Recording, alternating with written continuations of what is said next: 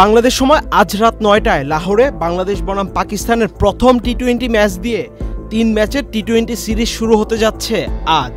টি-20 র্যাঙ্কিংয়ে বাংলাদেশ ও পাকিস্তান কারোই অবস্থান খুব একটা সুবিধাজনক জায়গায় নয়। আইসিসির টি-20 র্যাঙ্কিংয়ে পাকিস্তানের অবস্থান ৮ নম্বরে, বাংলাদেশের অবস্থান আরও এক ধাপ নিচে অর্থাৎ ৯ নম্বরে। টি-20তে বাংলাদেশ পাকিস্তানের মুখোমুখি হয়েছে এ পর্যন্ত ১৯ বার। ১৯ বারের দেখায় টাইগারদের জয় মাত্র ৩টিতে। অন্যদিকে পাকিস্তান জিতেছে ১৬টি ম্যাচ।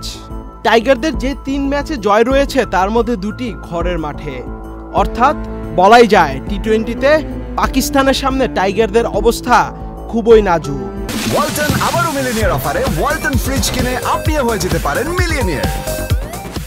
তবুও পাকিস্তান অধিনায়ক সালমান আগার কণ্ঠে ঝরল বাংলাদেশের প্রতি সমীহ। সংবাদ সম্মেলনে সালমান আগা বলেন, বাংলাদেশ ভালো দল, তাদের অনেক প্রতিভাবান ক্রিকেটার আছে, তারা ভালো চ্যালেঞ্জই জানাবে আমাদেরকে।